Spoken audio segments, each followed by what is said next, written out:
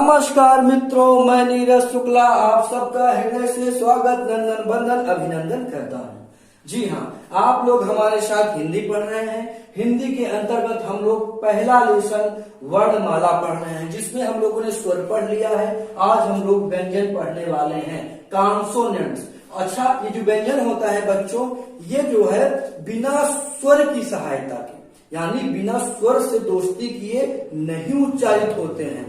व्यंजन में क्या होता है, स्वर का समावेश होता है। आइए परिभाषा देखते हैं व्यंजन का। स्वर की सहायता से बोले जाने वाले वर्ण, स्वर की सहायता से बोले जाने वाले वर्ण व्यंजन कहलाते हैं। प्रत्येक व्यंजन के उच्चारण में आ स्वर मिला होता है। प्रत्येक व्यंजन के उच्चारण में आ स्वर मिला होता है। जैसे हम लोग का को लेते हैं, वास्तव में आधा का रहता है, इसमें आ की मात्रा का समावेश होता है, तब कहीं जाके ये का बनता है।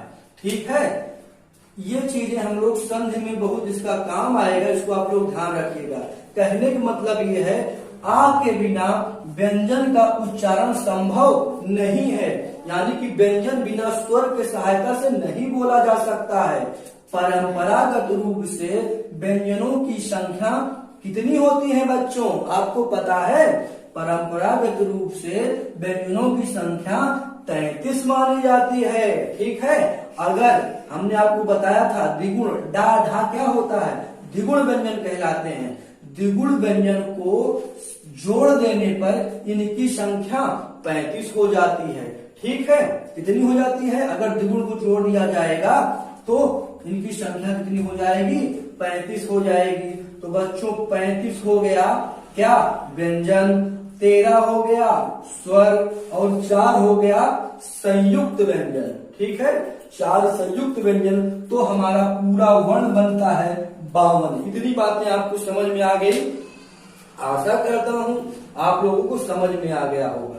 ठीक है, तो ये हमारा व्यंजन है जिसमें 35 व्यंजन, 13 स्वर और 4 संयुक्त व्यंजन मिलकर 52 होता है। हमने ये सीखा कि जो स्वर होते थे वो स्वतंत्र होते थे, वो किसी की सहायता के बिना उच्चारित होते थे। लेकिन जो व्यंजन होता है ये स्वरों की सहायता के साथ बोला जाता है ना। हमने बताया जैसे का हमने बोला, ये यहाँ पे हमने का लिखा है, लेकिन का में आ छुपा हुआ है। खा है, खा में आ छुपा हुआ है। गा है, गा में आ छुपा हुआ है। यानी कि हमने सीखा कि व्यंजन के साथ हमेशा स्वर लगे होते हैं, यानी कि आ की मात्रा छुपी होती है। जब हम लोग संधि पढ़ेंगे तो उसमें हम लोग देखेंगे, उसी से हम लोग संधि विच्छेद कर पाते हैं। बहुत मजा आएगा आप लोग आगे पढ़ने में। ठीक है, व्यंजन आशा करता हूँ समझ में आ गया होगा। अब हम लोग व्यंजनों का वर्गीकरण करेंगे।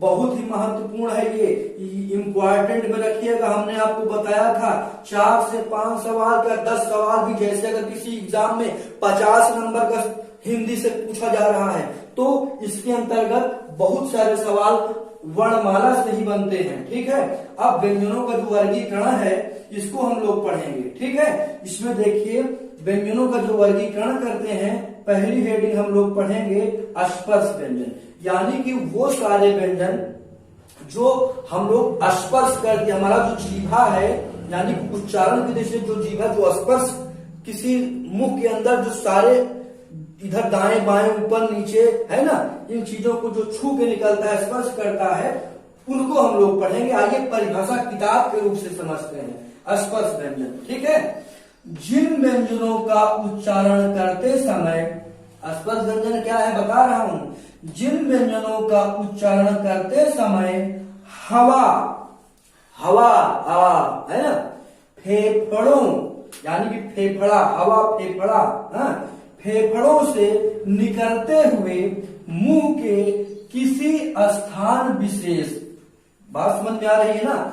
जिन व्यंजनों का उच्चारण करते समय हवा फेफड़ों से निकलते हुए मुख के किसी स्थान विशेष, मतलब मुख के किसी स्थान विशेष, चाहे वो कंठ हो, तालु हो, मूर्धा हो, दांत हो या होंठ का स्पर्श करते हुए, ठीक है, स्पर्श करते हुए निकले स्पर्श व्यंजन कहलाते हैं। बात समझ में आ गया? कुल मिला के बात यही है कि जब हम कोई भी चीज, कोई भी वर्ण बोले, कुछ भी चीज का उच्चारण करें, ठीक है, जैसे हम काखा गाघा अंगा जो हम बोल रहे हैं, तो वो हमारे, क्योंकि आपको पता है कि हवा का जो इर्द गिर्द हमारे हवा है, हवा के दाब से हम लोग खड़े रहते हैं, ठीक है, हवा से ही ध्वनि का उद्भव होता है ना। तो हवा के द्वारा हमने क्या बोला, अगर हवा हटा दिया जाए तो हमारे मुख से आवाज नहीं निकलेगी। हमने क्या बोला, तो कहीं ना कहीं फेफड़े में हमने हवा को अपने मुख से बाहर की तरफ ढकेला, ठीक है, अपने मुख में फेफड़े से हवा को लाया, ठीक है, और वो कहीं ना कहीं हमारे कंठ, तालु, मूर्धा, दांत, ओंठ को स्पर्श कर रही है। जो स्पर्श कर रही है, स्पर्श करने से जो ध्वनि निकल रही है, यही स्पर्श व्यंजन कहलाती है, ठीक है। इतनी बात मैं आशा करता हूं आपको समझ में आ गया होगा। अब देखिए, उच्चारण स्थान के आधार पर स्पर्श व्यंजन के वर्ग है, ठीक है, व्यंजन के वर्ग हैं जो हम लोगों ने शुरू में बंटवाए थे। उच्चारण स्थान के आधार पर स्पर्श व्यंजन के वर्ग हैं। हमने आपको बताया था का वर्ग, चा वर्ग, टा वर्ग, ता वर्ग और पा वर्ग, ठीक है। अब देखिए, यहां बहुत महत्वपूर्ण बन जाता है और यहां से एग्जामिनर सवाल जरूर पूछता है, जरूर जरूर जरूर जरूर पूछता है, ठीक है। देखिए, का वर्ग के अंतर्गत का, खा, गा, घा, अंगा, ये है ना। तो का वर्ग के अंदर ये जो का उच्चारण हम लोग करेंगे, ये हम बोलते हैं का। तो का उच्चारण स्थान कंठ होता है। बच्चों, आप लोग बहुत सारे ट्रिक के द्वारा इसको सीखे होंगे, बहुत सारे यूट्यूब चैनल विविध प्रकार की जानकारियां देते हैं, ये बताते हैं इसको याद करो, उसको कुछ नहीं याद करना है, बहुत आसान सा तरीका हम आपको बताएंगे आज। का वर्ग का जो उच्चारण होता है वो कंठ से होता है। आप लोग बोलिए का, तो जब आप बोलेंगे का, तो आपको ये लगेगा कि का की आवाज आपकी गले से यानी कि कंठ से निकल रहा है। का, खा, गा, घा, अंगा। जब इस एग्जाम में आप बैठिए और पूछ ले घा का उच्चारण स्थान है, तो आप कंठ बताइए, बोल लीजिए घा, ठीक है। तो घा का उच्चारण स्थान क्या है? का वर्ग कंठ है, ठीक है। इतना आप लोग ध्यान दीजिएगा। देखिए, जो अंगा है इसका भी उच्चारण स्थान कंठ ही है, लेकिन ये नासिका भी होता है। ये अंगा, या, अणा, ना, मा, ये नासिका यानी कि इसमें नाक का भी उपयोग किया जाता है। अंगा तो मुंह यानी अंगा आपने बोला तो कंठ के साथ नाक की तरफ आवाज जा रहा है। इसी तरह से यानी कि जो पछवा अक्षर होता है ये नासिका भी होता है और इसका जो वास्तविक स्थान होता है उच्चारण का वो रहता है। मेरे कहने का मतलब आप लोग समझिए, का वर्ग कंठ से बोला जाता है, शा वर्ग तालव्य से बोला जाता है यानी कि तालु से बोला जाता है। जैसे चा, छा, जा, झा, ञा नासिका भी हो गया और तालु भी हो गया, ठीक है। चा जब आप बोलते हैं तो आपकी जो ये जीभ होती है, जीभ जो होगी ये आपके ऊपरी सिरा यानी आपके तालु पे, जीभ के ऊपर सिरा पे तालु की तरफ जाकर फट से लड़ती है, ठीक है।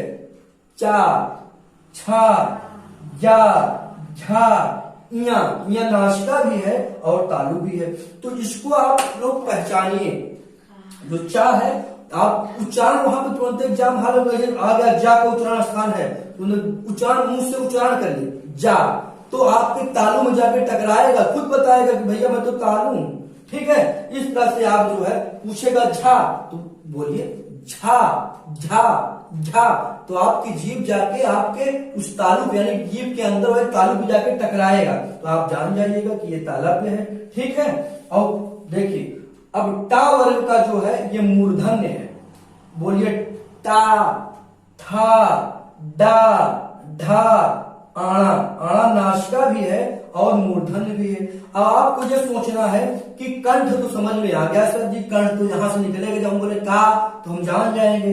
तालब भी आपने बता दिया कि जीभ के ऊपरी सिरा, यानी कि जीभ नीचे ये जीभ है, जीभ के जो ऊपरी सिरा है यहाँ पे जाके हमने बोला चा, छा, ये भी समझ में आ गया। लेकिन टा को कैसे समझे, मूर्धन्य किसे कहते हैं, अभी आज दिन तक हमको कोई नहीं मूर्धन्य है क्या। तो बेटा मूर्धन्य जो होता है वो, आप बोलिए एक बार टा, बोलिए टा, बोलो बोलो टा। हाँ टा। जब आपने टा बोला तो आपने देखे होंगे कि आपकी जीभ ऐसे हुई होगी, टा था, यानी जीभ टेढ़ी हो गई, इसीलिए इसको मूर्धन्य कहा जाता है।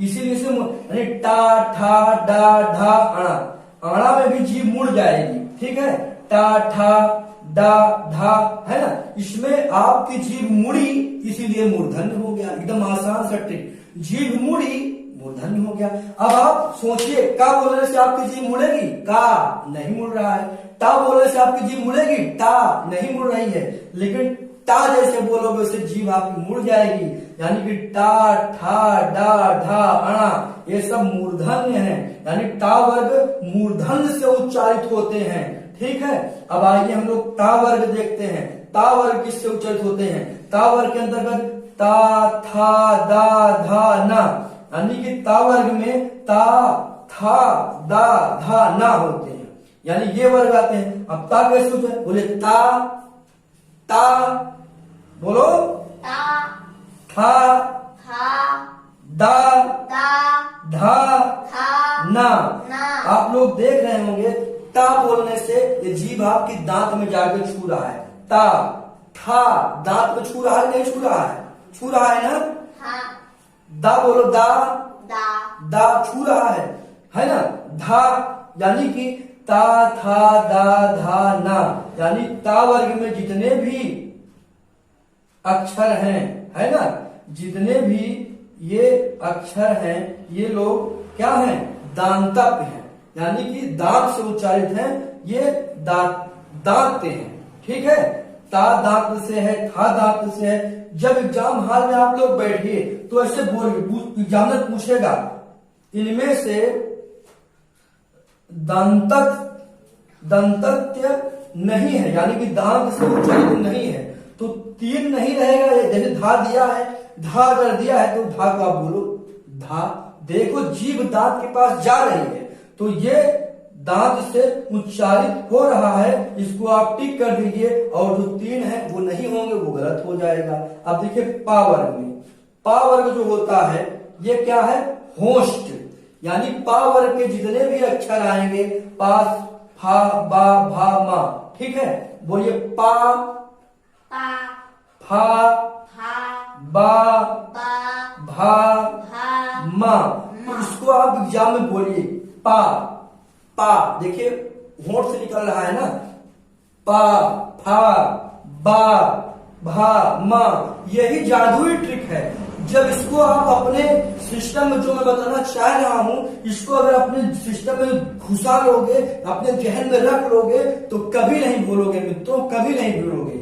ये जादुई ट्रिक है, ऐसा ट्रिक नहीं, आप लोग को रटा दिया गया भैया, ता वर्ग वाले कंठ, चा वर्ग वाले तालु, टा वर्ग वाले मूर्धा, ता वर्ग वाले दंत्य, पा वर्ग वाले ओष्ठ, ऐसे रटा दिया जाता है। नहीं, हम आपको अस्थायी ज्ञान करवाएंगे, आप नीरज शुक्ला के साथ पढ़ेंगे, अस्थायी ज्ञान प्राप्त करेंगे।